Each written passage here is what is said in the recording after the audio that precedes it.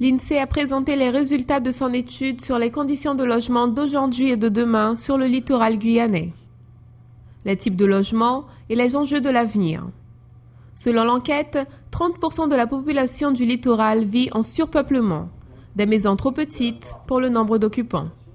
D'après les réponses obtenues, la moitié des familles souhaitent changer de logement et 20% se disent insatisfaites de leur habitation. Avant, ce qu'on peut voir, c'est que, notamment dans le parc privé, on construisait essentiellement de la maison individuelle, et donc ce qui conduisait notamment à de l'étalement urbain, et que via les mesures de défiscalisation, une émergence du collectif privé s'est observée aux environs à partir de la mi-année 2000. Concernant le logement social, on voit que le logement social maintenant se répartit mieux.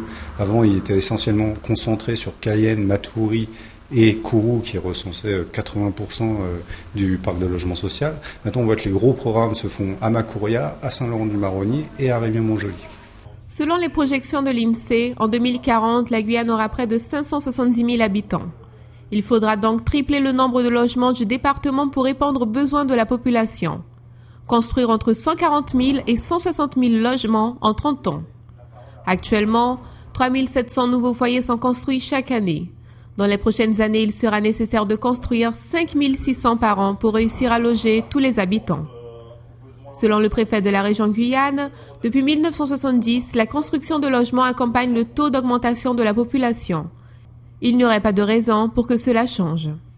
Le secteur privé est extrêmement dynamique, surtout depuis 2010. 7 000 logements ont été construits par le secteur privé et la puissance publique dispose de moyens également pour accompagner cette croissance, la ligne budgétaire unique pour financer le logement social, la défiscalisation pour les logements de droit privé et récemment pour les logements sociaux, l'aménagement de zones concertées, zones d'aménagement concertées pour livrer du foncier en bon état. Vous le voyez, ce ne sont pas les moyens qui manquent pour la puissance publique pour accompagner cet effort.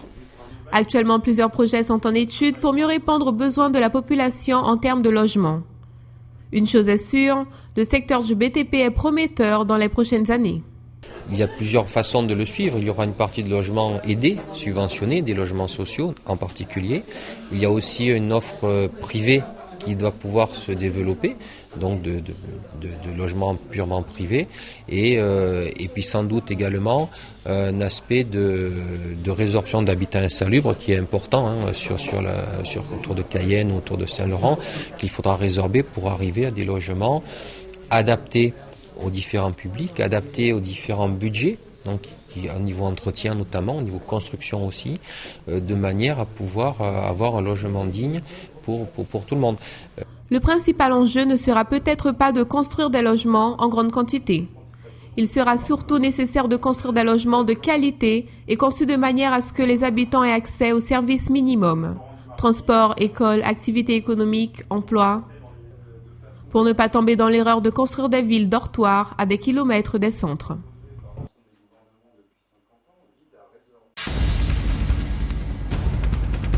Des étrangers qui viennent ici peut-être pour l'argent français, et puis bon, possible que beaucoup de personnes font beaucoup d'enfants de nos jours, donc la population pourrait augmenter à cause de ça, mais après, peut-être pour le boulot, aucune idée. Par rapport aux arrivées de nos voisins, que ce soit peut-être le Brésil et le Suriname, c'est qu'on est très en retard déjà au point de vue développement déjà, et ce qui fait qu'on remarque qu'il y a une augmentation de la population. S'il y avait plus de routes, s'il y avait plus... Nous avons une forêt, tout ça d'espace qu'il y a partout, dans toutes les communes, on voit partout. Quand on arrive déjà en Guyane, on voit qu'il n'y a que ça, de la terre. Et puis voilà, tout le monde se centralise. C'est pour ça qu'on voit qu'il y a une augmentation de la population importante. Hein. Voilà. Parce qu'il y a beaucoup de femmes qui tombent enceintes. Ils ont des enfants, comme on dit, précoces, et puis voilà quoi. Je ne vois pas d'autres explications. Par le fait que les personnes ont plus d'enfants. C'est aussi parce qu'il y a beaucoup plus de personnes qui viennent en Guyane depuis les pays extérieurs.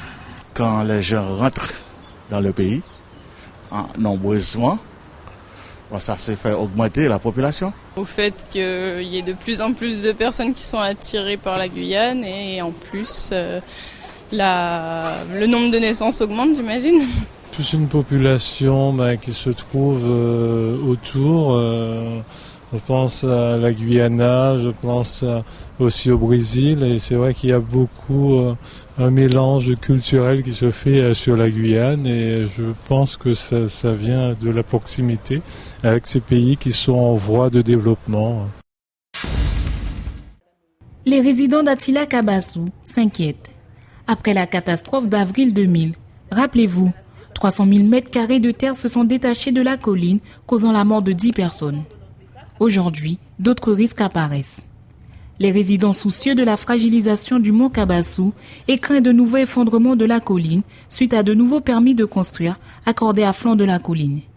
Alors, le quartier d'Attila Kabassou était, on va dire, il y a encore 7-8 ans, allez, on va dire jusqu'à 10 années en arrière, un quartier vraiment, on va dire, le petit village gaulois perdu au fin fond de Remire-Montjoly, un peu quartier dortoir avec des pavillons un petit peu comme ça clairsemés. Et très progressivement, entre, on va dire, les années 2007 aux années 2010 et à ce jour, il y a une densification importante de l'habitat. Et les lotissements ne cessent de fleurir. Et maintenant, ce sont des lotissements, en tout cas des habitats, on va dire, à destination, on va dire, d'un public qui a besoin d'être socialement aidé. Donc l'habitat social. Et malheureusement, cet habitat social, nous constatons, et d'ailleurs nous irons peut-être un petit peu sur le site si vous voulez voir un peu ce qui s'y passe. Nous n'avons pas l'impression que nos concitoyens défavorisés, en tout cas dont notre soutien est nécessaire, ont le respect qu'ils devront avoir. Puisque les choses sont faites un petit peu en dépit du bon sens, sur des zones un peu inondables, avec des remblais sur des...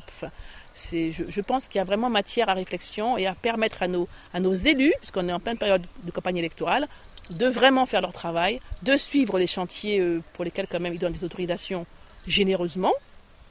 Soit il faut développer l'habitat social sur Remire-Montjoly, soit il faut permettre aux gens de se loger sur la commune, pourquoi pas sur Attila Kabassou, mais pas n'importe comment. À la résidence Fleur de Cannes, les bâtiments flambant neufs présentent déjà des altérations. Selon l'association LARAC, les désirs de pallier à l'insuffisance de logements sociaux ne devraient pas prendre le pas sur la prévention des aléas naturels prédéterminés et sur la sécurité des citoyens et des riverains. Nous avons contacté la presse, mais également quelques élus, mais également des techniciens de l'environnement, des associations. Nous avons dû convoquer inviter une vingtaine de personnes à cette conférence de presse pour sensibiliser, si tant est cela soit nécessaire, ou en tout cas resensibiliser sur l'historique du mont Kabassou, compte tenu au regard de nos observations au niveau de l'habitat qui se densifie et dans des zones limite de PPR, des difficultés au niveau on va dire de détournement de cours d'eau, de remblais sur les prix. Notre mission étant de défendre les intérêts environnementaux donc des administrés de cette zone de Remire-Montjoly. Nous avons l'obligation, on va dire, nous avons vraiment le devoir de faire remonter les observations, les plaintes, les remarques des administrés de ce secteur. Donc nous le faisons, et avec malheureusement très peu de retours. Attila Kabassou, de nouveau dans les lignes de mire. Il y a des détournements de cours d'eau. L'endroit connaît un développement exponentiel, tant le besoin d'habitat collectif est prégnant sur la commune de Remire-Montjoly. Afin que le triste événement de la montagne de Kabassou ne se répète pas, l'association résident d'Attila Kabassou, LARAC, a alerté dans un dossier tous les organismes concernés sur l'évolution et les modifications apportées à l'environnement. Mais il semblerait qu'en période de carnaval et qu'en vue des préparations des municipales, ce dossier n'attire pas les attentions.